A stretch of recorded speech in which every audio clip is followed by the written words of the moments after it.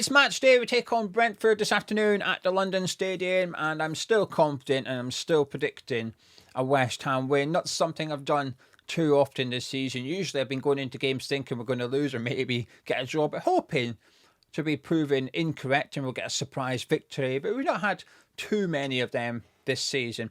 Now, I'm well aware that come the full-time whistle, maybe Frank's outdone Potter, Brentford have won comfortably, Whistler's bagged a couple of goals, I'm going to look really silly. But up until that happens, if it happens, I don't really care. Because right now, I'm really looking forward to the game. I'm quite excited, actually, for various different reasons. And I'm feeling very optimistic that we can get 3 points. And that feeling I've got, this positive feeling I've got within me this morning isn't something I've felt too often going into games. Earlier on in the season, towards the end of Lopetegui's reign, it felt like a bit of a chore to watch West Ham, that you had to do it rather than you wanted to do it. And I'm not just speaking for myself in that regards. I'm not speaking for everyone, of course. But a lot of people were feeling that way. A few of my friends were sort of doing other things than watching West Ham. Usually, it's like West Ham are on, that's it. I'm watching them and that's it. Block out 3 hours. That's my thing. Not so much towards the end of Lopetegui's reign, but they're doing it again now. The excitement's back. People are looking forward to today's game. I think it's because of how we've played recently. The players available to Graham Potter this afternoon as well. By the way, that is not the starting 11. There's no information here. I'm not in the know or anything like that. That's Gio's predicted 11. That's all it is. We will discuss it. Anyway, like I said, I'm well aware I could look silly at full time, but until that happens, I'm enjoying it. I'm looking forward to it. But let's get into the predicted 11. But if you're new to the channel, please do subscribe.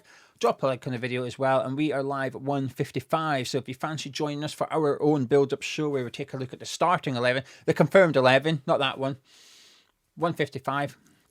Come back here, get involved. Hopefully we can win someone 100, 200 quid or something as well with our bet giveaway. Coming into this game, there's a few stats going around. Stats, more stats, and damn lies, as they say. And I think it depends on the story you want to tell sometimes. Those predicting a West Ham win will look for evidence to back up why they think West Ham will win, and vice versa. You think we're going to lose, you'll go find evidence to do it. So in the interest of balance, I've attended this morning with a couple on each. Now, on one side, Brentford, if you were to take the away table in the Premier League, so only away games count, Brentford sit 18th, so they're not great travellers. They're fantastic at home. They're sitting 6th in the home table, so they pick up the majority of the points back at the G-Tech Community Stadium. Now, it is fair to say that West Ham for home games are 15th. We're also not very good away from home either. We're just rubbish. Brentford, really good at home, rubbish away. West Ham, just rubbish in general. That's positive. However, Brentford have won their last 2 games away from home, and never in their Premier League history have they won 3 games on the bounce away from home in the Premier League. So they could be making a little bit of Brentford history. However, good news for West Ham fans. Potter has faced Thomas Frank 6 times in his career as head coaches. Won 5, drawn 1. Undefeated. Potter has never lost a game to Thomas Frank. So here we go. In true West Ham fashion, if the real West Ham turn up today, we know what happens. We get beat. Potter's undefeated record against Frank's gone. Brentford make their own little bit of history. And I look like a mug sitting here going, yeah, I think we'll win. I feel quite confident. But I do feel confident. The under-21s last night, Caelan Casey played and so did Lewis Orford. Lewis Orford scored one of the goals from the penalty spot. But Ollie Scars was not in the squad, so that gives you an indication of what's occurring today. Ollie Scars likely to be on the bench, but the other 2 will not be. Which goes to show just how many players are available to Graham Potter this afternoon. We've got Todibo back, Alvarez back, Paqueta back, James Ward-Prowse available, Evan Ferguson's available. So we've got 5 players that weren't available in the last game that's available for this one. 2 weeks on the training ground as well. So I think there's a lot of reasons to feel optimistic going into this one. I certainly do. So, shall we take a little look? And well, you've already seen it for the last few minutes, but let's discuss how we think Graham Potter will line up today. And like I said, I would just like to reiterate, I'm not even doing this with a wink and a nudge. There is no information. I am guessing.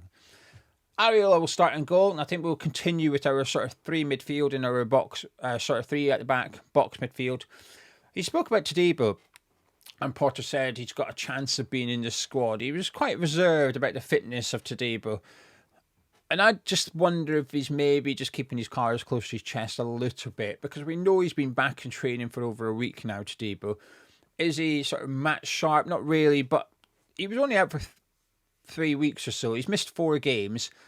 So he was out a little while, but it's not a big long-term injury, is it? It's not as impressive as Michail Antonio, by the way. Have you seen pictures of him? He's in the gym pumping weights and stuff. That guy was smashed up against a tree just 9 weeks ago, and there he is. The guy's an absolute beast. So he's not back in training, but he's certainly back in the gym. And West Ham's senior source and all that said there's a chance we'll see him in a West Ham shirt before the end of the season. It's just mental. I thought that guy would never play football again.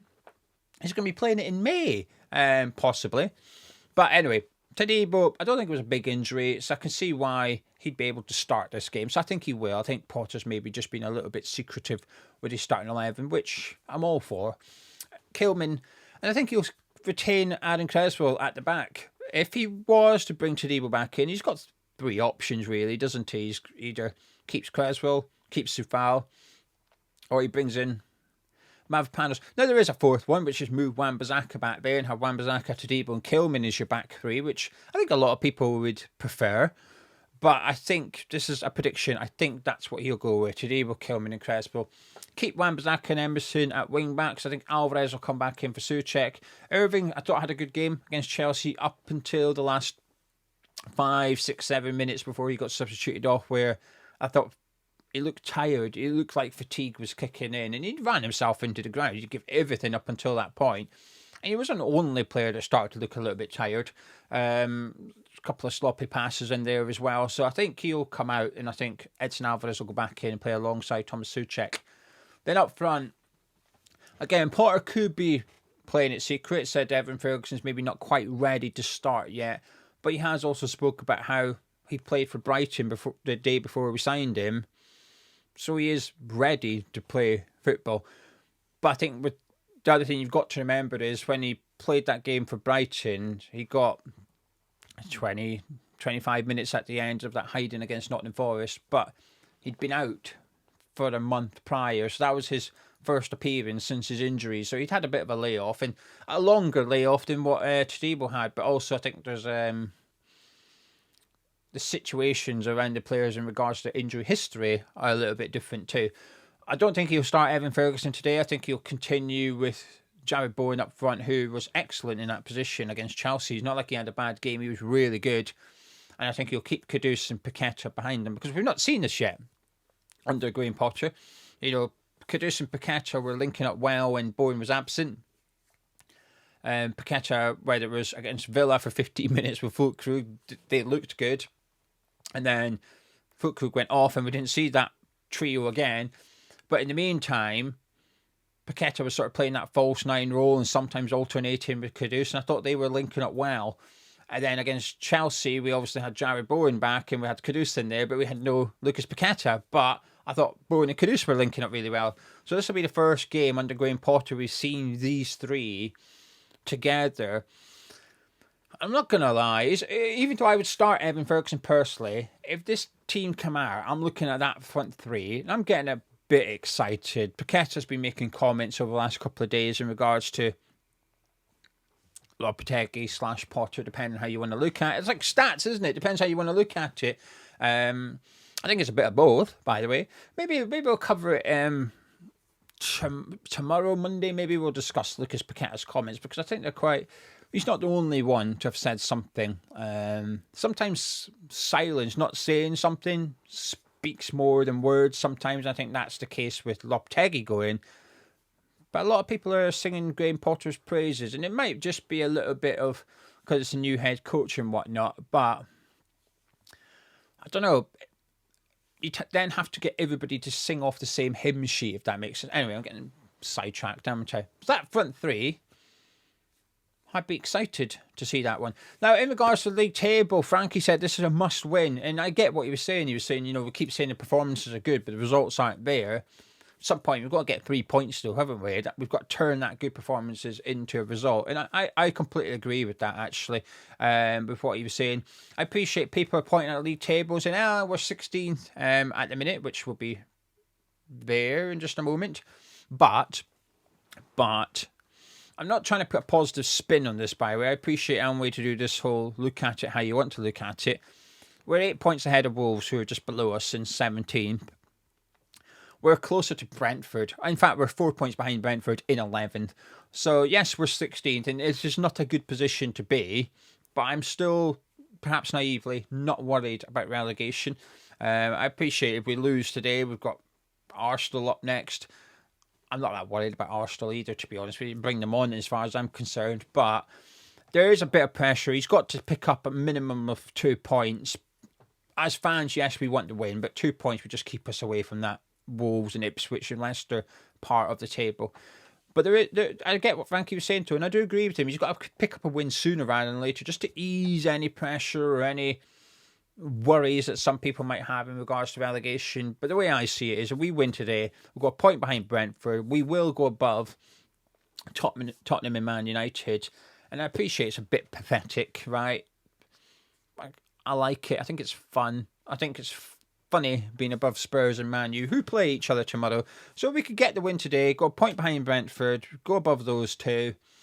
The league table starts to look a little bit better, and it looks a bit more fun between now and the end of the season.